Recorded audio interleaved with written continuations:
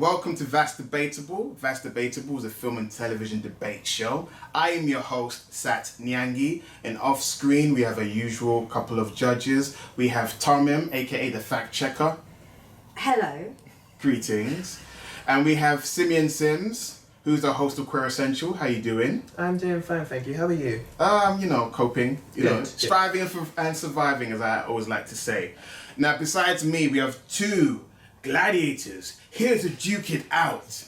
On my left, he's the host of the cult parody Robot Wars inspired show Lolbot Wars. Yes. Introducing Elliot Wengler. Thank you very much.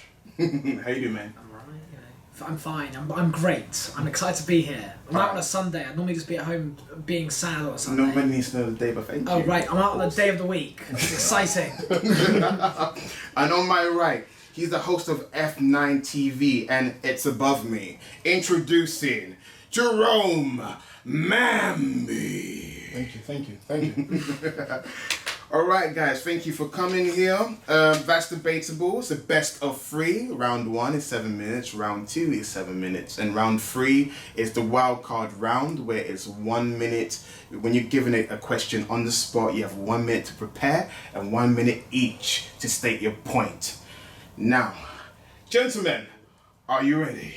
Yeah, why not? Let's do it. Okay, round 1. What is the best sci-fi film in the last 10 years? We're going to do alphabetical order. We're going to go with Elliot. What have you picked? I've picked 2016's Arrival, directed by Denis Villeneuve, or how you pronounce his name. It's now been decided, even by him. Amy Adams and Jeremy Renner are fighting to save the world just by asking aliens how they speak and what they do. Have you seen Arrival? No, I haven't seen Arrival, but if you debate it well, who knows, may win it. Is that what this is? Is that what we're fighting for? Just fighting for what you're going to watch this evening? Okay. Before you attack me as one of the judges, we've got 2 additional judges off screen. But yeah, I'm gonna let Jerome, state his film and a little bit about it, and we're gonna start the debate. Sure. So I've picked 2009's Moon, directed by Duncan Jones. So my film, it tells the story of a man who's on a 3-year shift on a lunar moon, and it's finally time for him to come home, and it's all about he sort of gets hallucinations and all this other stuff, and he ends up bumping into a clone of himself. Alright guys, you've now stated your point. You ready to go? Yeah. Start debating now. Time. Right, Arrival came out in 2016, and I saw it the very week it came out. I think was the exact same week that Trump won the presidency. And Trump won, and the reason I really love it is because it's about the fact that it's about the world coming together to communicate with aliens and to find out why they're here. There's no desperate fight against an invasion. There's no there's no over the top CGI. It's all very played down. It's all very played under, and it's pure about the science, and it's all about the Amy Adams plays Louise Banks, a linguist, and she's spent the whole film just trying to desperately get everyone to understand why they should just be learning how to communicate with people rather than just starting a fight with them. And she's trying to bring the whole world together, and the whole world's kind of got this boiling tension as to what to do about this alien arrival, don't know what to do about it. Amy Adams goes in and it's a very subtle performance. It was the only reason she didn't win Best Actress for this film is because it was out at the same time as Nocturnal Animals, for which the film companies were also trying to get her nominated. And so because they split her vote, she didn't get nominated, and Emma Stone won for La La Land, which is fine but not ideal.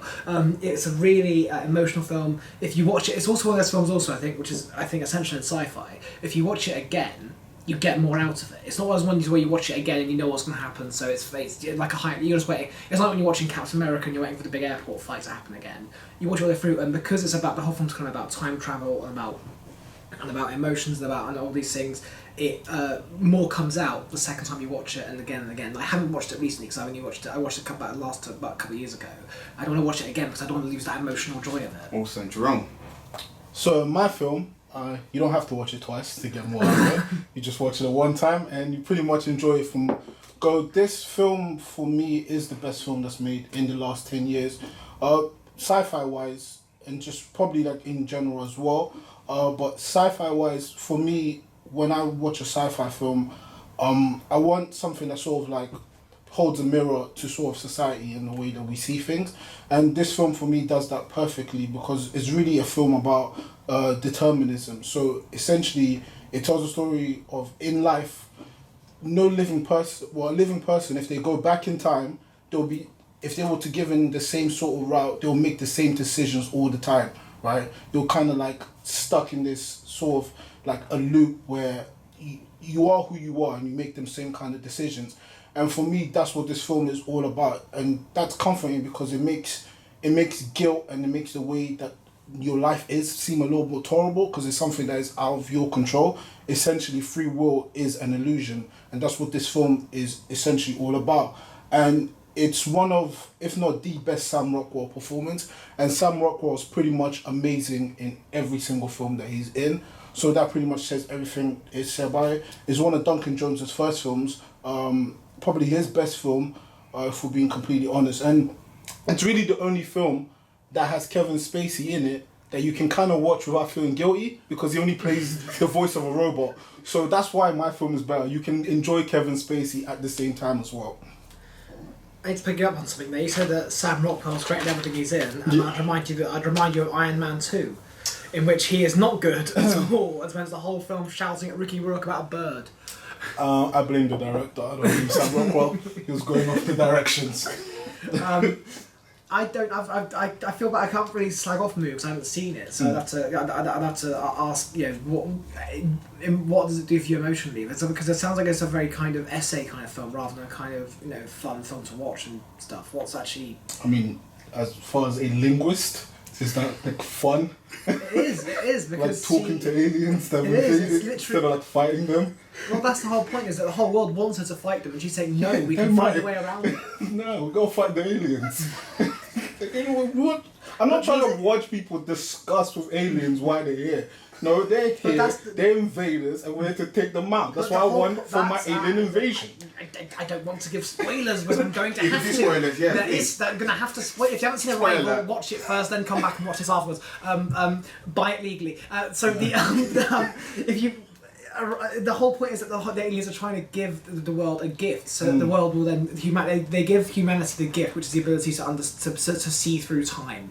And Louise actually sees her own future and sees her child die and sees that and gets a solution because the only one who actually tries to solve the problem of understanding what the aliens are up to and what's going on, rather than the rest of the world just wants to start a fight. And the tension, the fighting is kind of about the world just not the society collapsing under the pressure of not knowing what to do about an alien force. And then and it came and I think it was so timely in 2016 when Trump was the world was becoming more divided and stuff. And actually, Louise is trying to bring the world together by saying we need to understand each other more, then we can work together and stop all this madness. Good point. Listen. Arrival is a good film, but it's slightly very pretentious for me. It's all a bit like, it's just way too pretentious for me. There's so much more about sort of like how you interpret it more than anything else, and you can take from it. Like when I watched it, I took from it what I took from it, but like I don't think you have the same sort of universal feeling when you watch it, right? Whereas Moon, for me, it's not only it's sort of really straightforward, right? But like you said about it being like a thesis or like a theory movie, I completely disagree. Your last point, 30 minutes. I mean, 30 minutes. Seconds. If only I had the power from Arrival, I could do 30 minutes in 30 seconds. Arrival's great. Amy Adams should have won Best Actress. Jeremy Renner's great. Oh, he's a fine. And it's if you want to see science fiction holding up mirrors to the world and saying how the world could and should be. What better film to see in a world full of movies where it's just crash, bang, shoot, guns, hope for the best. Seeing people come together and try to find a peaceful solution and then succeed is much more inspiring. Jerome. Alright, so if you want to watch a film that has at least 3 Sam Rockwells in it, this is the film for you. Also, if you want to watch a film that's sort of an exploration into our psyche, into the way that we see things and into how we do everything and how life is sort of predetermined already, this is definitely the film for you. Alright, time. Thank you guys. That was a good debate. Got heated at one point. Intense. I love it. You guys were everyone loves it. You're slinging it out. Okay, we're gonna go with the judges. Tommy? Both films, I've watched both of them and they're both amazing. You were both amazing at explaining it. I love that you brought in Trump and how relevant it is. I with Moon, I would talk about isolation as well and the fragility of the human mind, which you didn't bring in. And also, I don't think you even mentioned the clones, which is a major theme. And it is science fiction that we're discussing. Mm-hmm. So you lost a few points with me for that. He didn't know. Oh, he did? Yeah, No, he said there's 3 He sound mentioned 3 Rockwells. No, I said at the beginning. Oh, did you? Yeah. Okay, Yeah, then forget what I said. Now I'm stuck again. Because it is so close. I don't know. Do you want to say stuff and then I'll just... No, tell me, sorry. I say I'll go with Elliot because I think you're more passionate because you were talking about how it connected, how you connected with it emotionally. Elliot Ocean's passionate, just to let you know. But yeah, I love both because you both brought up a lot of interesting aspects and insights as well, All right. especially the time loop and everything. Yeah. Thank you, Simeon. Get it. Just based on my points and things that stood out of what you guys were saying. So Moon, you said that the science fiction element still holds up a mirror to society, characters stuck in a loop, and that, you know, you kind of don't have free will, that everything's kind of predestined, and if you was to go back in time, you still repeat the same mistakes over. I think that was interesting. I like that you brought up, you know, Sam Rockwell and your opinion of it being his great role, Duncan Jones, it being the first film, the Kevin Spacey, I just put Kevin Spacey laugh out loud. That's hilarious. And then The Arrival, so the world coming together to find out how to communicate with aliens, I think is a very different take on an alien invasion, which is quite interesting. The fact that you brought up that there was no CGI, and you can get more out of it each time you watch it, which I like discovering something new from a film. When you watch it more, you mentioned that it had time travel, that society is collapsing due to ignorance and lack of understanding, and that it relates to, you know, the society of today, and that it came out when Trump was in power. So, my point goes to Elliot. Can I just say one more thing? No, tell me, no, your turn. No, it's just about the CGI. I think Arrival probably had more CGI than Moon because Moon was incredibly low budget. Our saying was that it's one of those films that doesn't. Oh wait, where are we going back and forth? My time, guys. I'm Thank sorry, you. I just wanted to It's bring great. that up. We do a director's commentary on Example of this CGI, someday. Don't look at it. Yeah, no, I know, but I just... Guys, remember the rules. You're not interacting with Carry on. debaters. Why not? No, yes, I should chant. I didn't It's see back. the rules. Elliot, I'm sorry. thank you. All right, guys. It was okay. 2 for Elliot. I'm just voicing my opinion, to be honest. I like the fact that Elliot brought up that the film, you know, it didn't have the stereotypical cliche of an invasion film, as how it's about science, it's about peace, it's about bringing people together. You get more out of it. And I also like the fact that Jerome says it holds a mirror to society. If given a chance to go back, you repeat the same thing over and over again. I'll be basically repeating what the other 2 judges said, but in terms of who debated the point, it's either or, but I'm gonna go with Elliot because I feel like he did a better job in terms of I feel bad now. No. I will go and watch Moon. I hadn't heard of it until today, so I will have to go and watch it and find out. And then... Well, you guys done well, thank you. Round 2. Fight. Alright, that was a good first round, good choices in films, guys. Okay, it's time for round 2. The question is, the best 80s film featuring children. We're going to go with last round's winner. Elliot, what film did you pick? It's tenuous. I've picked Studio Ghibli's 1989 film Kiki's Delivery Service. Do you want to say a little bit about it, or you want Not to say yet. Okay. So Jerome, what film did you pick? I've picked Stand By Me by Rob Reiner. Alright. Debate. Start the clock. Let's go. Oh, I go first, sorry. Yeah. Alphabetical. Okay, Studio Ghibli, 1989. They had been, this is probably only their 4th or 5th film, and it's a really heartwarming tale. I was considering some of their... I don't think it's their best film of the 80s. I don't think it's even the best film they've done featuring children, but I think it's the most fun one they've got. If you don't know it, it's a young witch called Kiki, leaves home, has to go live abroad for a while, has to go to a gap year by witch convention or something, and then has to live by herself, and so her and her cat form a delivery service based on her fact that she can fly on a broom. It's a lot of fun because it's a really simple, Alice in Wonderland type tale of, of a young woman growing up, and she there's a bit, yeah, not to spoil it, but I think most people have seen Ghibli films by now if they've come to this sort of show. They will have seen she loses her powers at one point because she loses her confidence. She doesn't really, and she kind of has to learn how to regain them without kind of, you know, and it's not, I don't think it's full of cliches, which is quite fun. The dub version in the English has great performances by Kirsten Dunst and Phil Hartman as her cat. So I think it's one of Phil Hartman's last film roles, which is a bit sad. It's a lot. It's just a lot of harmless, wholesome fun, and it's about kids growing up. And it's I think that people would compare it to some of the other Ghibli later works like Spirited Away, but I think that a lot of the fun comes from the fact that it is that pure innocence. And actually, when she goes around making all these friends, and sort of learning how to go into adulthood, forming a business and all this, she really learns a lot. And what I also really like is that there's a boy called Tombo in it, who is the most annoying character in Studio Ghibli history. I hate him. And I was pass it to Jerome. Jerome, say your point. Okay, so I'm going to tell you lot about the best film featuring, not the most fun, but the best film featuring kids in the 80s, like the question suggests. So mine is Stand By Me. So Stand By Me is it's a film that stars, it's about 4 boys, and they discover there's a dead body in their town, and they go on an adventure to go find the dead body. Pretty simple, pretty basic.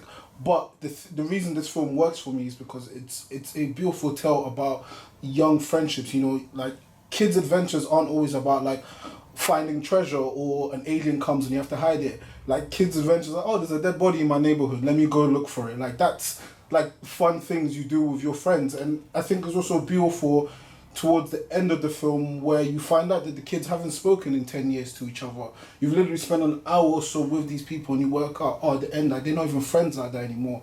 And that's beautiful because that's sort of how life is. You know, the friends that you have when you're 10, 12, 11 years old, the older you get, you drift apart and you're no longer as close as you were. And it's really like heartbreaking, especially when you find out that they only come back together because it's one of them has died and it's their funeral. So for me, that film, it has some of the best young talents in the 80s, River Phoenix, Kiefer Sutherland, John Cusack, all in the film. And it's a timeless classic.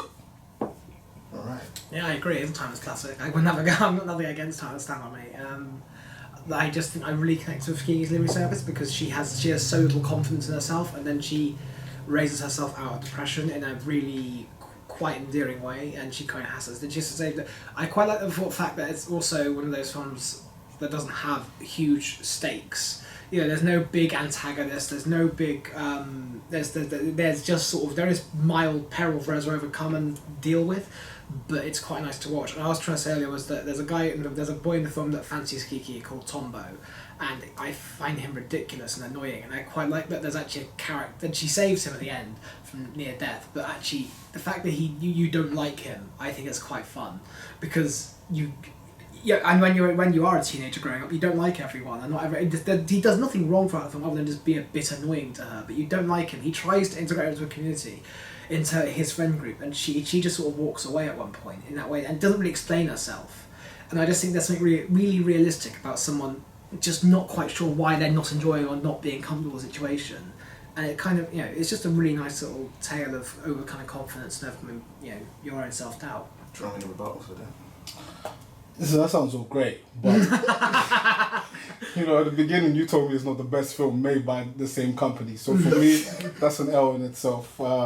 So the question isn't what's the most fun, it's what's the best, and pretty much I think for me, Stand By Me is the best kids film, best film with kids in the 80s, in it by far, and it's also probably the best and most faithful adaptation of a Stephen King work that there is, and he himself has even gone on record to say that. So for me, as far as the question goes, my film ticks all the boxes. Ooh. Hey, he says his film ticks all the boxes. They're going to defend your film. Oh, I don't know what boxes I'm not ticking here. I've got a cat. I got a cat voiced by Phil Hartman in mine. I got Witchcraft. But do you have Kiefer Sutherland?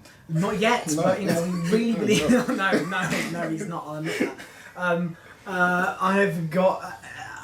One of my favourite things, one of the reasons I love Kiki's lyric service is that near the end, the boy who fancies her nearly dies in like a big sort of blimp incident, and I genuinely was hoping that she wouldn't save him, and that the film was going to end well. It's a kids' film, so of course she does. But I think that the characters are all so well rounded, and the fact that you're relating to this 12-year-old witch, it's just great fun, and it is and it is one of the best films. And I wish I'd researched this more thoroughly and could cite Last awards 30 seconds. Yeah. If you want to see a film about dead bodies and Kiefer Sutherland before he was attractive, then by all means go and see good old Stand By Me. If you want to see a film that's lovely, wholesome, witchcraft, delivery services, not paying taxes, going on a gap year, cats, talking cats, the voice of Will Hartman, then go and see Cheeky's Delivery Service. It's a classic. All right, Jerome. So in his film, there's nearly a death. In my film, there's at least one death. All right. So I win in the death department. Also, I think my one is purely. There's not much really to say else I can really say about why this film is probably one of the best films of the 80s. It's an Academy-nominated film. And it's a great time. It's a great viewing experience when you're watching it. You don't have to worry about taxes with my film. All right, and time. That was a good one. That was a good and fun round. We're gonna go to our judges. Simeon, you start us off. I don't even know what to say. That was the most funniest debate I've ever witnessed. And I'm kind of a little bit scared of both of you. Jerome, you said fun things to do with your friends. Finding a dead body. I don't know what kind of friends you have or what fun you do, but I do not find that fun. And then Elliot, you said the boy Nanny dies. Kinda hope she didn't save him. What? But anyway, moving on from that. I think alright, Jerome, other points that you brought up. Best, exclamation point, exclamation point, exclamation point. Elliot, you said you don't think that it's the best studio Ghibli film, so from this start off, you kind of shot yourself in the foot. I like that you mentioned, the characters that was the cast of the English dubbed version, Kirsten Dunst and Phil Hartman. Depression, I've put, I kind of underlined it because I think that you could have went deeper into that because it is an 80s film and you could have kind of brought it to today's society and said that there's a lot of depression going on, and you find it amazing how this young person kind of dealt with that in the 80s and kind of related it to the growth in depression within our society of today. You said that you like the fact that there's a character that's annoying and that's realistic, which I thought was a good point. Jerome, you also brought up that it's a timeless classic, that it's a beautiful film, heartbreaking, and that it's based on a Stephen King adaptation, and that he went on record to say that was his best one. So my point goes to Jerome. All right. T. Simeon literally said everything, including the best, which I've underlined. You've done the explanation points, I did the underlining. I'm going to have to go with Jerome because, it was more, other than, again, what Simeon said, I didn't go find dead bodies with my friends. To be honest, I probably wouldn't have minded doing that, but yeah. Don't knock it to each other. Yeah, the fact that friendships break apart and drift apart, and it is the timeless classic. So I do think Elliot was a bit of a disadvantage with Stand By Me, but yeah, I'm going to have to go with Jerome. All right. Again, I think there's no point in me, but I'm just doing commentary now. Elliot, congratulations for thinking outside the box in terms of your choice of films. I remember you mentioned to me that you haven't watched too many 80s films, but you went with one that you're knowledgeable with. Like everyone says, in the future when you're doing a debate, you're not initially tap out and saying that your film is not the best. It's quite hard to argue back afterwards, but you did a great job of explaining it is an Alice in Wonderland type story. It's not full of cliches, it's harmless fun, pure innocence. You paint the picture really well for me because I haven't seen the film, but I also haven't seen Stand By Me either. Jerome, you did a great job. By the way, I have a friendship group that probably would have checked out Dead Body, so I'm with you on that. Don't worry. Granite, East London, Or we in the can streets. let's go out. Oh yeah. Listen, let's find it. Some treasure. Who knows? You painted the story well. Like it's a beautiful tale of a young friendship, relatable, and how growing up, the friendship you have now, like in school, you may not be friends with them in your late 20s or 30s and so forth. And you mentioned the melancholic part about how they're only reunited because a friend is dead, and how you also mentioned how it's the most faithful adaptation of Stephen King. And he went out and said it. So you painted a great picture of why it's the best. And because of that reason, because it is the question, the best 80s film featuring children, and it's kind of like you're pitching to me, you should watch my film, and I feel like Jerome did a great job of that. The point goes to Jerome. So that was great. That was a great round. You guys have been doing it consistently well. It's been a thrashing each side. Yeah. So yeah, that's it. Final round, fight! All right, guys, you guys are neck and neck. This is really, really tough. But now it's time for round 3, the wild card round, which flips everything on its head.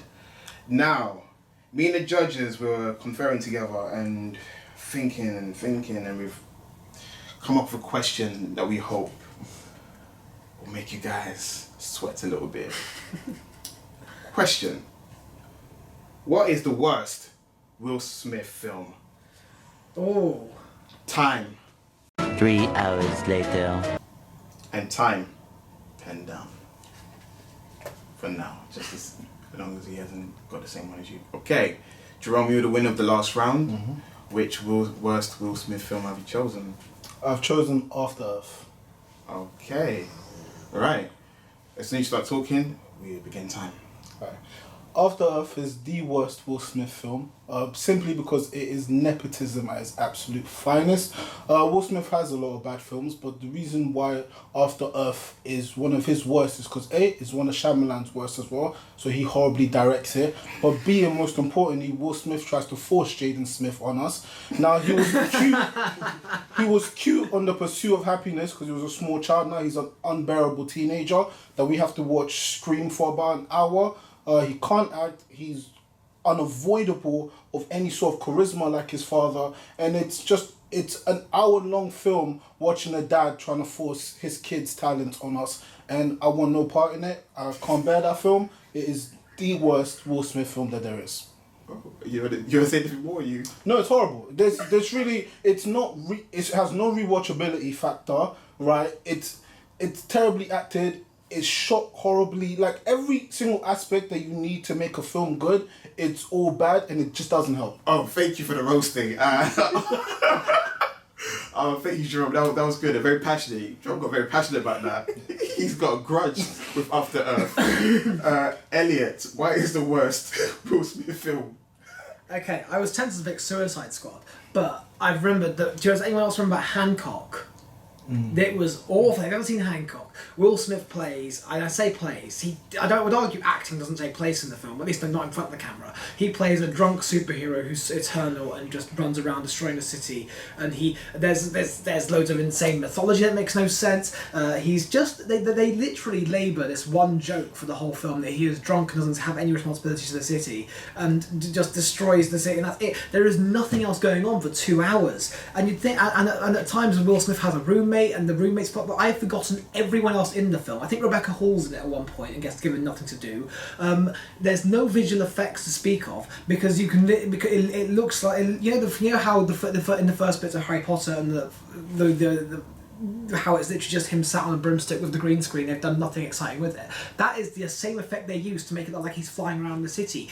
There's no physicality, there's no acting, there's no story to speak of. This came out the same year as the first Iron Man. When superheroes were doing interesting and different things with the superhero genre was moving on, Time. It did nothing. Time. Wow, I didn't expect it to become a Will Smith roast, but I guess it's the question we picked. Yeah, I did. I invited you guys. Will Smith, we're a huge fan of you, man. We mean it, honestly. Judges. Good luck, The head shake outside the camera. I'm not snitching. Tamim. You were both very passionate. I agreed with you both wholeheartedly. But I'm going to have to go with Elliot because you brought other films into the argument and you didn't just talk about why Jaden Smith is awful. I think Jaden Smith is fucking awful, and Shyamalan is terrible. Well, was terrible. He's doing okay now. But yeah, I'm gonna go with Hancock because you were absolutely right. It's just bad. Yeah. All right, Simeon.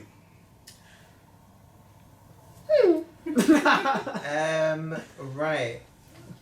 Both of you very passionate. Jerome, oh my gosh. You even said it was the worst Shyamalan film. That we're forced to see Jaden Smith act who can't act. It's not rewatchable. The shots about everything you need. Oh, see this line right here. Everything you need to make a movie. They lacked. Hancock, mythology that didn't make sense. No visual effects. A character who was just put in and then had nothing to do. No story, no action. I think I'm gonna go with Jerome. So I'm not doing commentary this time. This is actually game point. Oh my days. You guys both did a good job stating facts about why each films were equally terrible. And I feel like towards the end, when Jerome was wrapping up, everything that Tomlin says about Jerome mentioning mostly why Jaden Smith is appalling, in the end he brought it back saying that if you want to make a great film, just don't watch this film and follow it. And he also mentioned like it's the worst M. Night Shyamalan film, but at the same time Elliot mentioned about how there's characters in the film that are doing nothing and how it came out the same as Iron Man and everything. Okay, I feel like I need a minute to think myself. Do you want 1 minute to prepare a debate and then explain our answers? No. You have 10 seconds. I've 10 seconds. We technically had our time as well when we were talking. Hey guys, stop it. I'm gonna go with Jerome. No, Elliot, you did really well. You fought gallantly. Just me applauding that. That's fine. No. I am gonna hand this Master Debater Cup to the winner, Jerome. Elliot. I know we're fighting for a prize. Yeah, Thanks, I guess I didn't show you in the beginning, but yeah, we have a Master Debater Cup. Yeah, you fight. But you did really well. It was close. It really was. It was like a toss of a coin. Is there anything you'd like to say? No. You did anything you want to I don't know what to... Sorry? You did anything you want to your social media? Where to find you, follow you? If you enjoyed me rambling, who to? Which camera? I've got one on me there. I've got one over there.